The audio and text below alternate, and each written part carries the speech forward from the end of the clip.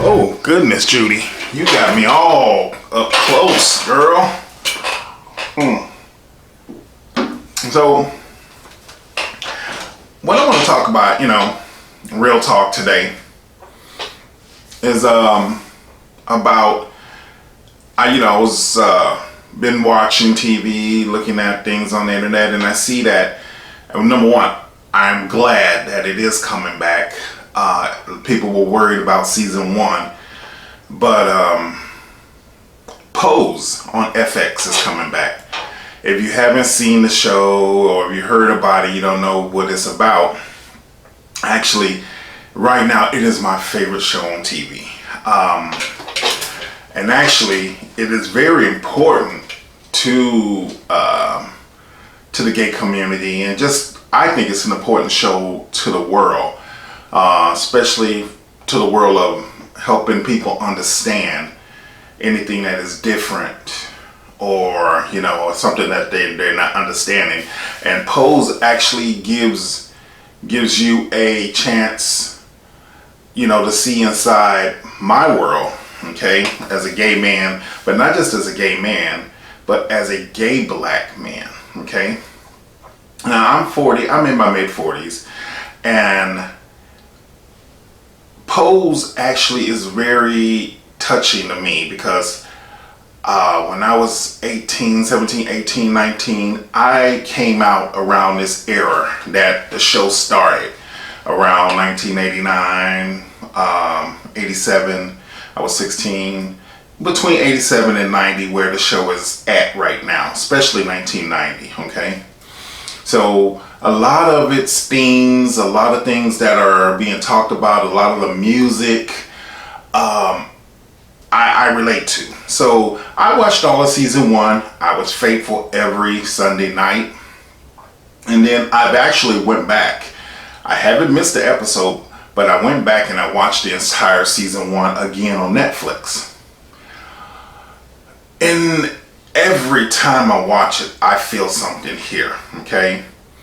Now, Judy, the whole thing about it is shows like Pose, shows like RuPaul's Drag Race, and these two shows in particular are important, I think are very important, because, and there are other shows that have gays, and don't get me wrong, Will and Grace and Frankie and Grace and Frankie, or whatever the show is. There are a lot of important shows out there that have main characters that are gay. But those shows do not reflect real gay life. I'm sorry, not to me. Not to me as a gay black man, okay? The first show I saw that actually reflected positive gay life in my eyes was Noah's Ark on Logo. It was very true to form of gay black men and what we go through and how we talk and how we speak, how we react to each other, how we react to society, how society reacts to us. But then Logo took it off. They claimed it was because of budget, finance, whatever. Okay, cool. You took off your most popular show. Didn't think it was gonna last forever, but hey, you killed it off after 2 seasons. And so there hadn't really been a positive portrayal of gay black people in the media until RuPaul's Drag Race came out. Okay, and then RuPaul's Drag Race came out, and it featured many young gay men, of color, be it, RuPaul made sure that happened, okay, in a positive light. And what I really like about Drag Race, not just because I'm a fan of drag, not because I have friends that are all, who have participated on the show. Let me get a shout out to my girl Kennedy Davenport, who right now as we speak is running for the coveted title of Miss Gay US of A pageant system, and Latrice Royale, who I know also. But You know, it also featured many other you know, performers, young men, and even transsexuals of color, who basically, you know, felt free and open to talk about their lives, be it from the very young ones even to some of the older girls. Now, why I'm saying that Pose and Drag Race are important, Judy, is because there's many of you out there, be it black, white, Asian, even some people inside the gay community, do not understand, you know, our lives. Because our lives are definitely, even though I try to live a life that is just as everyday and normal, and I don't want people to stereotype me, but they're going to stereotype me no matter what. I done found that out, no matter what, Judy. You know, be it I'm a black man, I'm going to get stereotyped. Let me give you an example. I'm downtown, well, not downtown, I'm in the uptown area called the Galleria, right? And I go to get on the elevator, and there is these two older white ladies, I say about in their late 60s, mid 60s. You know, they both have designer handbags on. One had a Chanel bag and the other one had a Gucci bag, and they were dressed and they were shopping, I guess. I get on the elevator because I'm going shopping for myself and my mom, and I'm getting ready to go on a trip. These two ladies look at me like they were scared that they wanted to get off the elevator, and then they kind of huddled together and grabbed their purse. And I said, oh my God, here we go. They think I'm going to rob them or assault them. So I had to put on my extra gay. So I just turned around and said, oh my God, I really love your bag. That is so cute. Oh my God, that is such a cute bag, and they really go well with your outfits. You ladies really know how to accessorize and put it together. Oh my God. And then they felt so much at ease. I've been doing this ever since high school, you know? In order for me to be friends with certain girls, you know, once their parents, you know, to hang out with me, once their parents or family found out I was gay, oh, it was okay. He's gay. He's not going to do anything to our daughter.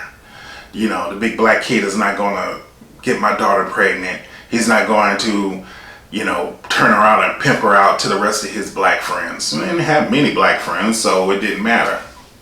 Anyway, so why I say that these shows are important, because it's giving you a positive look, especially Pose, okay? And I really want to give it up to Ryan Murphy and his team, and the actual creators who brought this show to him.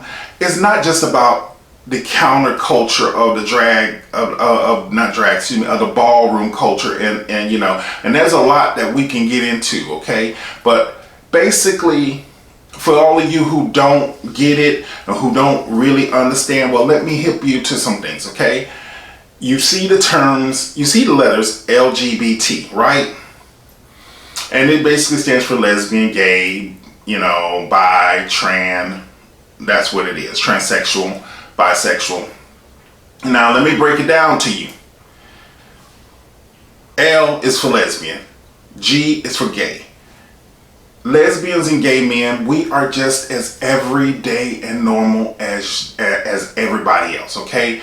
We get up, we go to work, you know, we get paid, we bitch, we complain, we go to the doctors, we drive our cars, we go on vacation, you know, we educate ourselves, we do stupid things, we do everything you do. We scratch our back and our balls. We scratch our head, we we suck our teeth, we brush our teeth. Some of us don't brush our teeth, you know, we have problems and joys and pains just like you do. Only difference is we feel and we love the same sex, okay? Now, our brothers and sisters who are the B and T, okay, let's go ahead and talk about bisexuality in our community. You have those who feel, you know, they're just like us. All the same things, all the same joys, pains, headaches, heartaches, you know, everyday life. Only difference is they can feel something for both sexes, okay? Now, I will admit, I've always been a little about bisexual people, considering that I have dated one or two in my life, but a lot of times I see it's a thing. Either they feel more comfortable relationship wise with a man, but they still have a sexual feeling, or they still get sexually aroused being with a woman, okay? And they're open to it. They don't want you to swing both ways. Some of them do, but I do believe true bisexual men and women do not want that to cross. Because on one side is more relationship and more how they feel secure, and the other side is more how they feel sexually. Okay? But they go to live their lives and they're not hiding. Okay? There are a lot of bisexuals out there, and they're not trying to be out there and be, oh, I'm bisexual, I'm born this way, waving a flag, blah, blah, blah. We want our own flag, blah, blah, blah. No, they're not like that. Okay? They just living their lives just like gay men and women. And either they feel more inclined to be with a woman in a relationship but want a man also, or they feel comfortable enough just liking who they like. Okay, then you have transsexuals, and that's the T. Okay, so that's where Pose comes in. Okay, Pose has a mix of everybody in it. Okay, and so does Drag Race.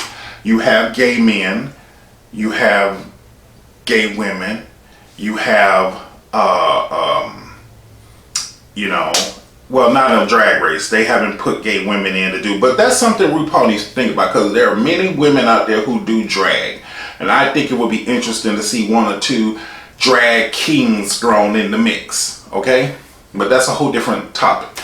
But on Pose, you have all of it. You have men who are just drag queens. You have men who are transsexuals, and you have those who are just like myself, just gay. And it's so positive because they're showing that we are just people. But I have lived with transsexuals. Okay, I've lived with them. I had a few, and I ran a show. I had a showcase, because it no longer becomes a drag show when you involve transsexuals and guys who performs and lip sync songs like I have done, or I do at times. It's almost like a more progressive putting on the hits. Okay, if you remember that show. But pretty much it becomes a showcase. So I've had, like I said, I've lived with transsexuals. I know, and I really didn't know much about transsexualism until I came out and I got out in the world, and I met a few. Like one of the first I met, her name was Tandy Andrews, rest in peace, and she actually went on the Donahue show, or Geraldo back in the day. And but she was from Texas, and I live with drag queens. The transsexuals, believe it or not, they go through so much. So I hate it when people, make fun or don't, or just be like, oh, y'all just drag queens. Oh, y'all not women. No, transsexual people are who they feel they are. Okay, it's like we all have these things, and you want to call it sperm or particles, neurons or whatever, that when you're being born or made into who you are. Sometimes that happens. It may be too much of this in there or in your system, and then you have this happen that what you should have been, and this there also. See, what some of you don't understand is, you might be looking at Mike and say, oh, that's Mike. But Mike is looking in the mirror and seeing Crystal. Okay? He don't even see his male self. And it's been that, and it was that way from day one. From the first time that this boy looked in the mirror, he might have looked in the mirror and saw his mom or his sister's face. He wasn't seeing him. And there's nothing wrong with these people. Y'all can say it's mental. You can say it's, they're crazy. Whatever you want to say, but they're not crazy. And it's not mental. Where it becomes mental is when you make them suppress who they are. That's when it becomes mental. Okay? And that's for anybody. Okay? If you have to suppress who you are, and you're going to become mental. You're going to be so mental that you hate yourself and that you stay sick, and then you're going to start acting out and doing things that you shouldn't be doing sexually and physically, and you're going to have so much pain and built up and stress and inflammation in you from all the stress that you're just going to lose it. Okay? So that's when it becomes mental, baby. It's not mental because Bobby looks in the mirror and sees Cheryl, sees who he really wants to be. Or Cheryl looks in the mirror and she sees Bobby. Okay? It ain't nothing wrong. And if you encourage them from day one, don't discourage them.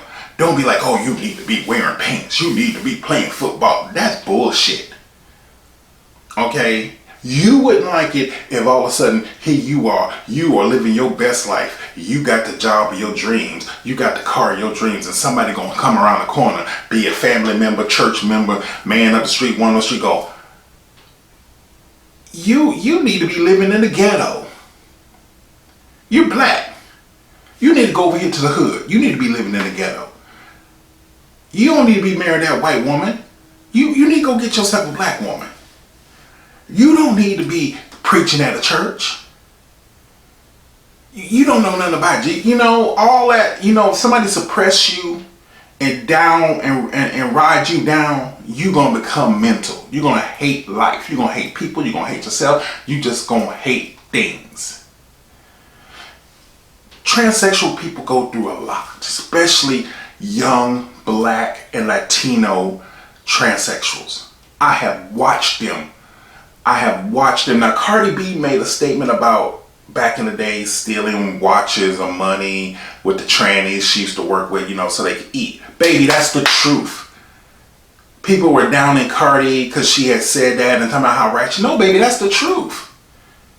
Black and Latino transsexuals have it far worse than their white counterparts or Asian counterparts. See, like Asian men have it a little bit easier, especially when it comes to their looks and their bodies, because naturally they're thinner, they're more feminine, they're very soft, they're very demure. So when they go through it, they can get it changed over quick, especially if they're overseas in Thailand or whatever, and they got the money or whatever, or they got the little white, they got some old white sugar daddy that comes over there on vacation or from Germany or somewhere, and he wants them to change. He wants them to change quick so he can introduce them to society. Okay? So they have that advantage. But black men and Latino men, we tend to be a little bit more gruff, a little bit more manlier in body, stature. So they got to do, the trannies, they got to do, and I know some of you don't like that term, but it is just a term. It's not anything bad. But transsexual men and women, they have to go through so much more. There are hormone shots. There is electrolysis. There is, and a lot of times they teach themselves from the beginning with dialect and how to speak, how to act, how to sit. And a lot of times they emulate people they've seen on TV and in movies. And a lot of times that's, where it comes from. How they learn to speak, how they learn to sit, how they learn to act. Now, like I said, it's harder because especially back when I came out in the 80s, late 80s, early 90s, the girls were having to go down to Mexico and buy their hormones or get their hormone shots. They would have hormone shot parties. And oh my God, hormone shot parties, or just when your roommate is doing the shots or whatever, they eat like a goddamn racehorse. They eat, baby. They sleep and then they wake up and they want to eat all the entire Popeyes menu. I mean, eat. But, no insurance is covering it. This operation. I don't know now, I haven't really paid attention to the laws and all that stuff and all the policies now. But back then, these girls were having to do everything illegal. They couldn't get a normal job because of the change they were going through. So they had to, they lived together, they supported each other, especially if their mama put them out the house or whatever, they were living in a community they didn't understand. So, only way you gonna get over by living in somebody's house. Or basically, trying to become who you had to steal. You had to do this. And I know people go, well, they should just get a job. No, they couldn't, because nobody was trying to hire a young transsexual unless you worked. Then it got easier when they made the adult 1-900-800 numbers, and the girls could be on there, talking in their feminine voice. They became sex workers. But a lot of the ones I know, they were prostitutes. They might have worked as clerks in adult bookstores, also turning extra tricks on the side. A lot of them did drag shows and all of that. And so Pose is actually showing you as the outside world, and even some of you on the inside world, the true story, okay? And I think it's very important that, we pay attention to this show and see what happens to these characters. And I'm very, very much in tune with these characters, because a lot of them I see myself, I see past friends, I see people I've known, I see people I've heard about. I see their stories and their lives in these episodes. And it's all true, baby. There is nothing overly exaggerated about Pose, okay? From the ball scenes, all the way to just being a house mother, or to living in a house, or having to try to find a job, or trying to, get educated. It's all true. It may not be one particular person's story, but I do believe it's all our stories put together, and these people have actually put it together and weaved it together to make these scripts. And it's nothing funny, there's nothing cute about what we as the minorities, especially in the gay community, because just like the episode where Blanca went into the gay bar and they put her out, that is real, okay? And it still happens today. A lot of these male bars they want us to entertain. They want us to be the DJs. They want us to be the drag queens. They want us to be whatever, but they don't really want us there to sit and drink and mingle, okay? But it's okay, now we could be the entertainment. We can go in there and dance and make the coins and shuck and jive and all that, okay? And it was really bad back in the late 80s, 90s. And it's still that way, because now, it was to the point that the black gays or the Latino gays, or us as a minority, we only got one night a week to have the whole entire club. And then on that night, a lot of times the owners, they would make more money on that one particular night than they made all week, especially if there was a bar or a club that was going under, okay? Any other night they want muscle boys, cute boys, the Abercrombie Fitch boys, they want the twinks, they want all of that. But then they wasn't making no money. That one night a week, either Wednesday or Sunday, most of the time it's a Wednesday or Sunday, they say, okay, they'll tell, maybe one or two black promoters or black people who went there, hey, get your community, we could bring your community in. That in one night would be packed. Of course, then they would add 15 times more security, or hire your local off-duty police officers, because they think we were going to tear the place up. But that one night, they would make their money. And it's still like that. It's still that way in a lot of places. We have to make our way, and have our own nights, almost like a hit and run, couple of nights at this bar, a couple of nights at that bar, or whatever. So, all of it is real. Okay, and I'm so glad that this show is on, because it's really showing us who we really are, or who we, and who we were. Because you're getting an insight, especially for those who do not know what I went through after I wasn't put out. I wasn't put out, but I felt, to ease the tensions of me being a young adult at the age of 18 and being openly gay, it was best that I did not live at home, okay?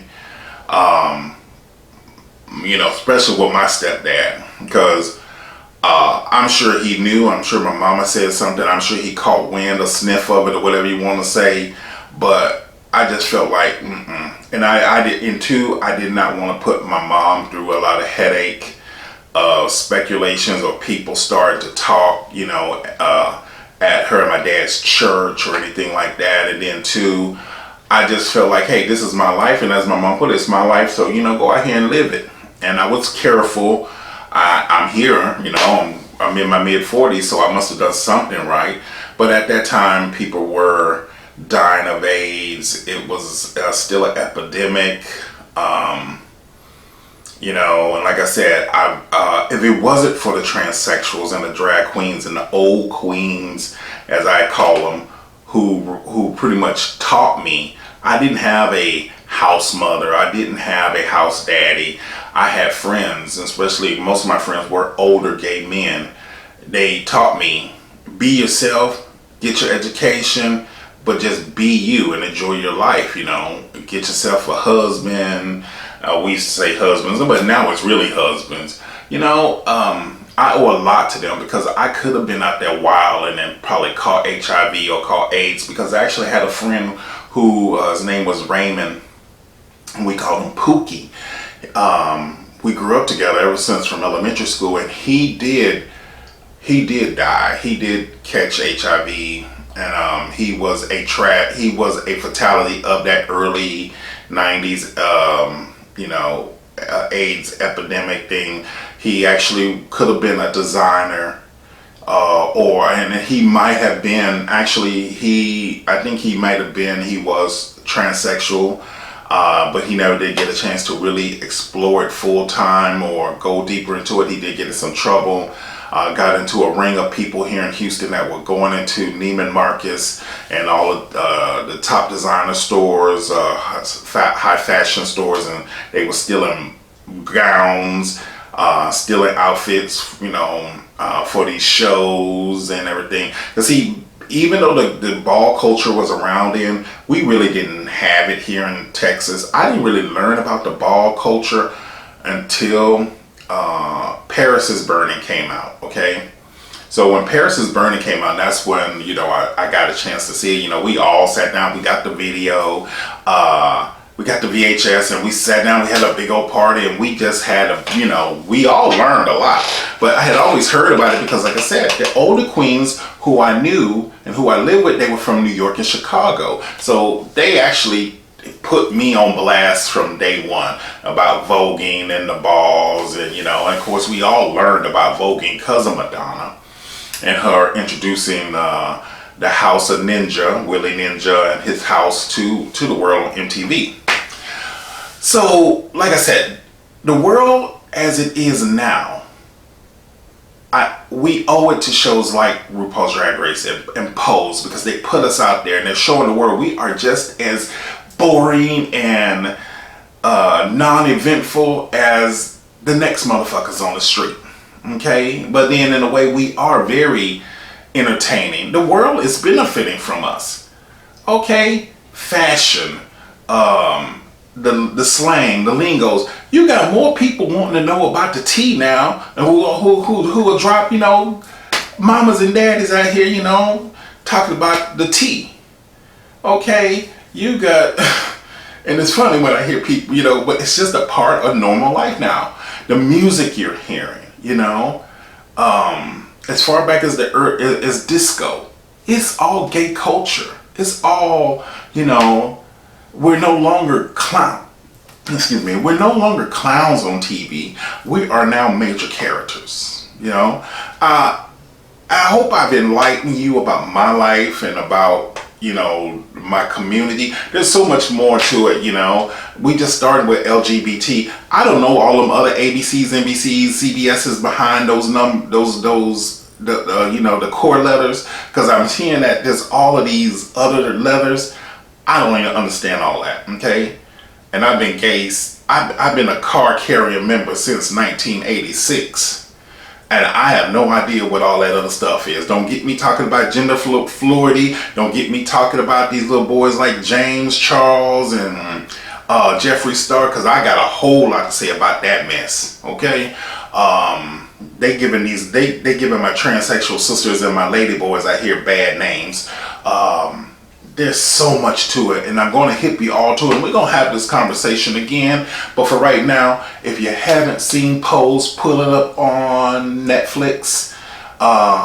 You know, get into it, because season 2 starts in a couple of weeks. I think Sunday, June the 11th, and I'm going to be right there in front of the TV, no phones, all the lights off, and until then, you put that in your tea mug and sip on it. And you tell your mama I said, hey, all right, love you.